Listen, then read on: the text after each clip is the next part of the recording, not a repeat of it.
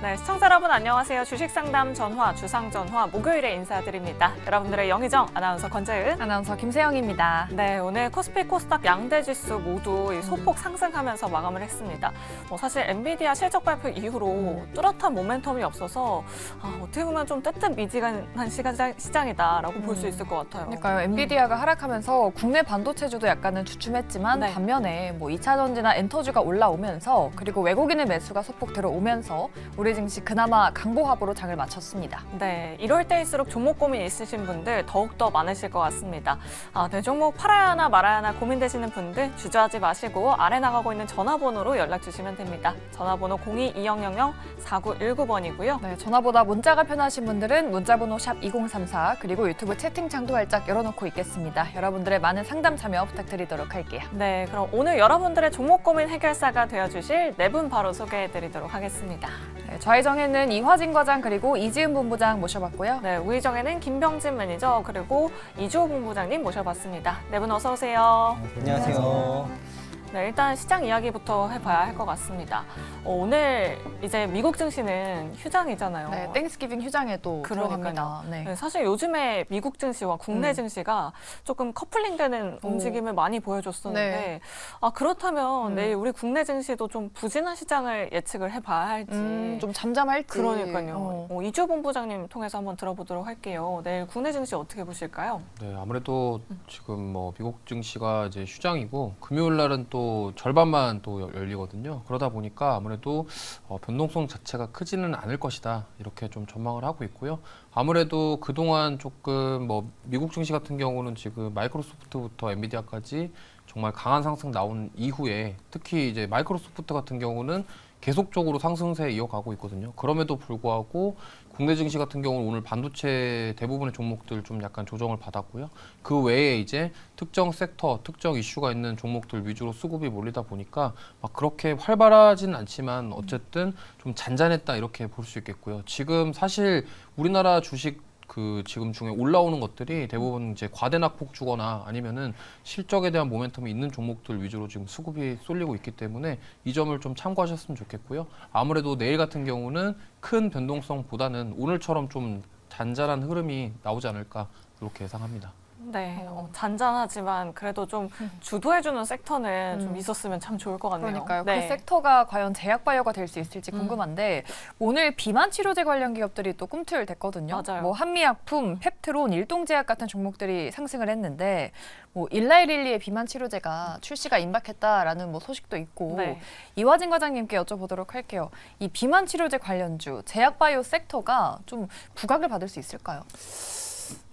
올해 초부터 관련된 폐암 치료제나 비만 치료제, 특히 오늘 같은 경우는 사실 펩트론은 공식적으로 이게 기사가 나온 건 아닙니다. 이게 어떻게 나왔냐면은 특히 종토방에서 일라릴리가 한국에 본사에 도착을 했다.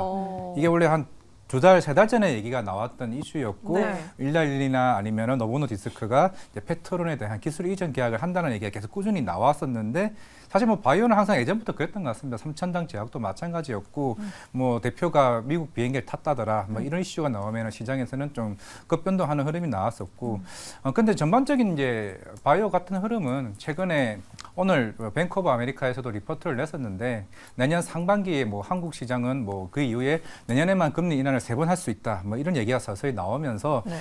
어떻게 보면 바이오들 입장에서는 굉장히 좀 긍정적인 좀 이슈로 좀 반응을 하지 않았나라고 생각을 하고 있고 그리고 내년 1월에 결국에는 JP모건 헬스케어 가장 큰 좀 행사가 좀 준비 중에 있는 상황에서 최근에 3분기 실적도 그게 한 1분기 때부터 유황양이도 마찬가지였고 한미약품, 삼성바이오로직스 최근에는 3분기는 SK바이오로직스 같은 경우도 실적이 굉장히 또 잘 나왔습니다.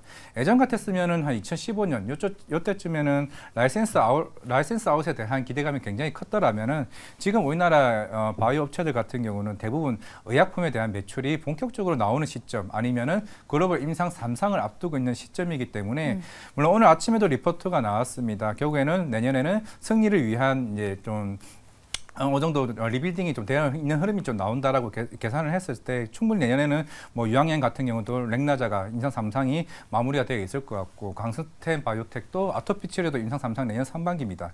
그렇기 때문에 이제 알테오전도 이제 올해 연내 머크사와 관련된 독점 계약 이슈까지 있기 때문에 그만큼 금리 인상에 대한 기조가 어느 정도 마무리되어 가는 시점에 제약바이오에 대한 모멘텀까지 같이 겹치고 있는 상황에서 충분히 모멘텀 있는 종목에 대한 트레이딩도 충분히 가능한 시점이 아닌가. 물론 페트론도 물론 루머도 있을 수도 있고 아니면 나중에 기사가 나올 수도 있지만은 계속 예전부터 인벤티지 랩이나 페트롤에 대한 얘기는 나왔었기 때문에 비만 치료제 아니면은 폐암 치료제 그리고 관련된 향후 임상 3상에 대한 준비까지 있다라고 하게 되면은 이벤트에 대한 준비는 충분히 조금 향후에 모멘텀이 될 수 있다 말씀드리겠습니다.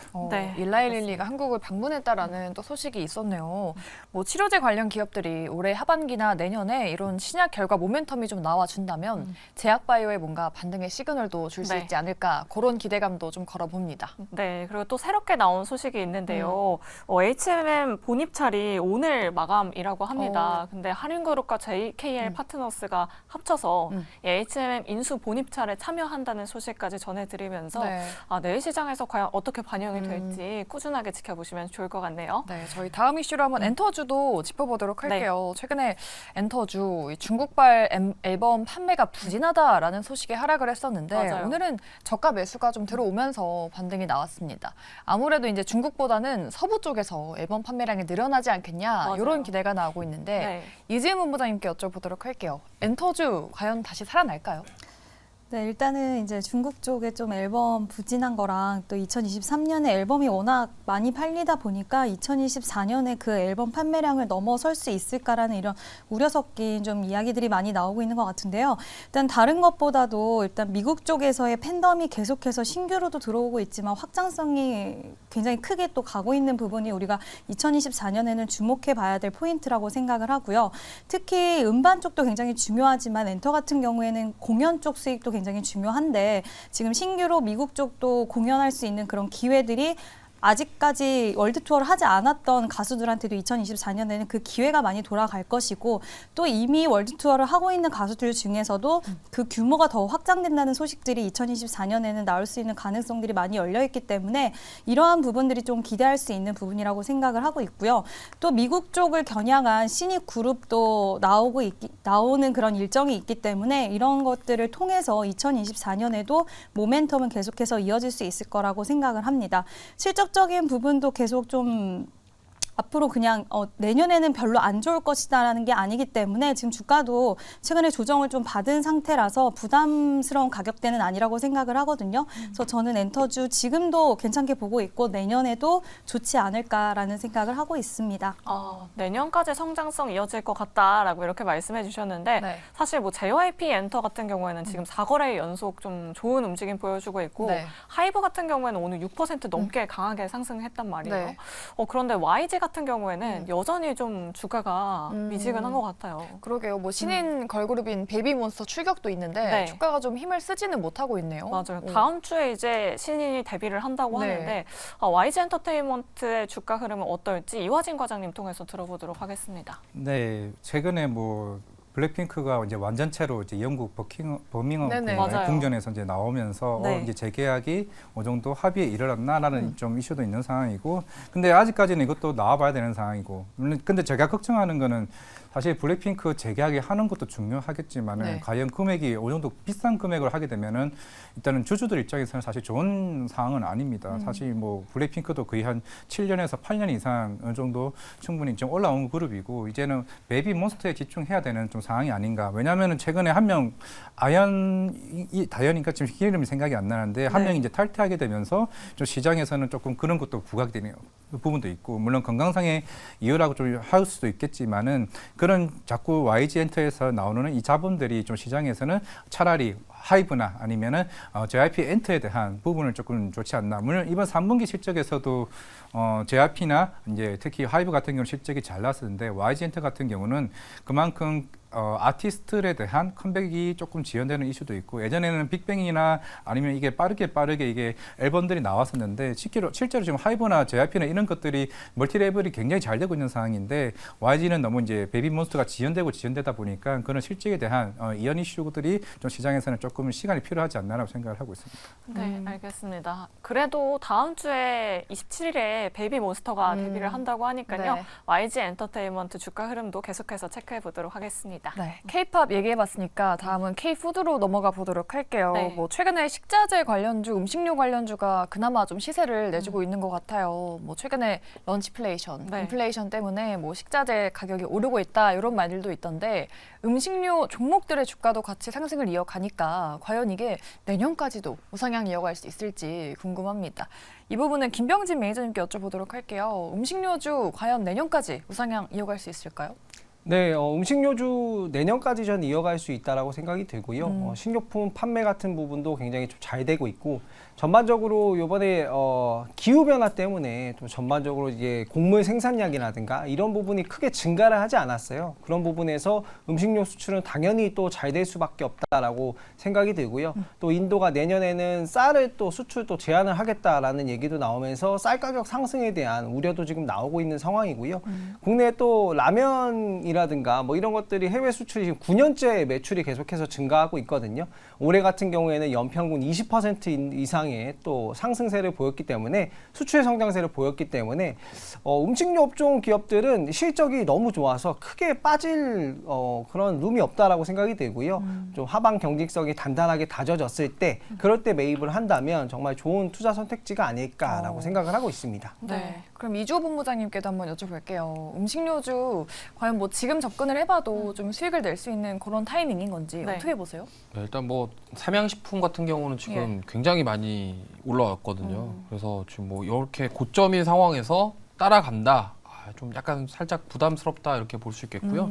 지금 뭐 현금 보유량 자체가 좀 넉넉하신 분들의 경우에는 뭐 분할 매수 관점으로 지금 접근하셔도 좋겠지만 어쨌든 고점에 대한 우려가 있기 때문에 차라리 이 식품 쪽 지금 너무 많이 올라온 소문이 너무 많이 나는 종목보다는 지금 오히려 지금 런치 인플레이션 때문에 좀 단체 급식 쪽이 지금 요즘에 또 떠오르고 있다고 합니다. 직장인분들이 지금 어쨌든 뭐 외부에 식당 가서 한 끼 식사를 하려면 최소 일단 10,000원도 부족한 상황이기 맞아요. 때문에 지금 뭐 구내 식당이라던가 이런 단체 급식 쪽 관련해서 지금 요즘에 좀 반등이 나오고 있어요. 특히나 CJ 프레시웨이라던가 현대그린푸드 이런 쪽이 좀 많이 조정을 받고 지금 다시 올라오고 있는 상황이기 때문에 오히려 지금 음식료 쪽도 좋지만 그래도 이런 단체 급식 쪽 이런 쪽을 한번 눈여겨보시는 건 어떨까 이렇게 생각합니다.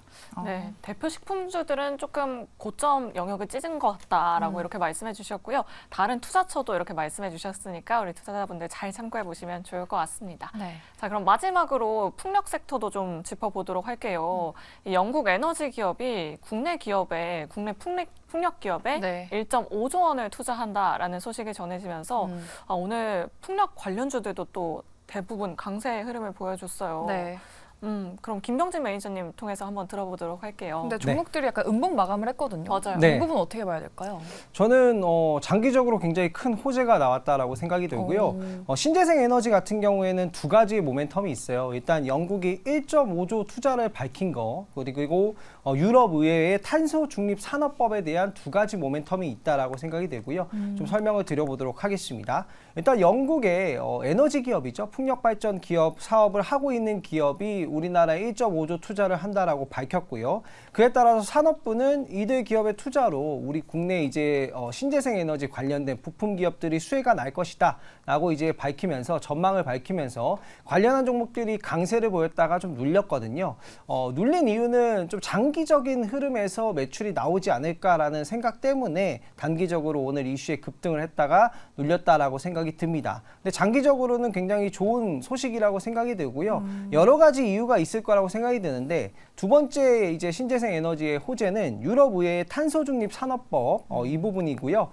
이번에는 기존의 이제 EU의 초안과 다르게 원전 기술을 포함해서 가결이 됐어요. 그래서 원전 기술도 신재생 에너지다 해서 찬성이 돼서 유럽의회가 집행위가 이제 통과가 됐고요. 내년 3월까지 최종 법안이 확정이 된다라고 보시면 좋을 것 같고 이게 시행이 됐을 때 신재생 에너지가 굉장히 호재일 것 같은데 두 가지 이유를 저는 선정하고 싶어요. 첫 번째는 신규 사업 허가 기간이 대폭 단축된다는 거예요. 그래서 신재생 에너지 같은 경우에는 기본적으로 7, 8년 이상의 그런 장기 프로젝트인데 사업 허가 기간이 단축되면 당연히 좀 신재생 에너지 관련된 기업들의 수혜가 될 수 있을 것 같고요. 두 번째 수혜 같은 경우에는 공공조달 입찰 시 제3국의 부품 의존도를 따지게 된다라는 부분인데요.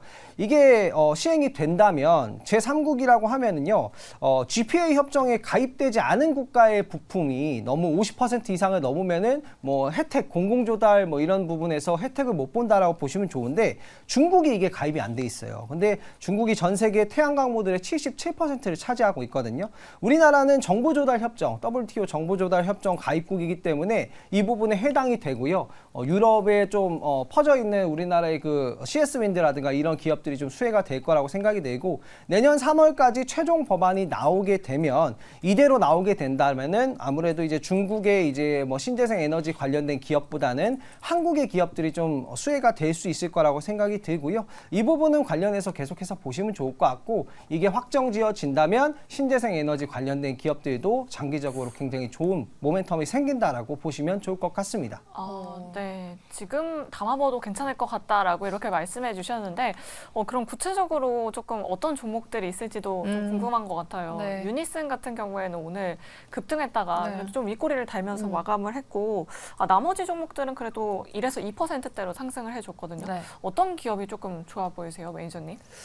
아무래도 뭐 대장주라고 하는 뭐 CS 윈드라든가 뭐 하나솔루션이라든가 네. 이런 기업들 그리고 두산 에너빌리티 같은 원전 기술도 포함이 됐으니까 이런 기업들도 굉장히 괜찮은데 단기적으로는 주가가 빨리 안 갈 수가 있어요. 왜냐하면 예산 같은 것들이 삭감되면서 미국의 또 오스테드 같은 기업들도 많이 하락을 했거든요. 근래에는. 근데 다시 또 호재가 나오고 있는 거라서 좀 장기적인 관점을 가지고 보시는 게 좋겠다라고 생각이 되고 직접적인 수혜주는 뭐 대형주 위주의 좀 수혜가 예상이 되고 중소형주는 국내에 관련된 기업들, 영국의 1.5조 투자 관련된 기업들이 수혜가 될 것 같습니다. 네, 아무래도 이 풍력, 뭐 태양광, 신재생 관련주들 대부분 거의 다 저점에 있는 상황이잖아요. 네. 될 수 있으면 대형주 위주로 좀 장기적으로 접근해 보자라고 이렇게 코멘트 해주셨네요.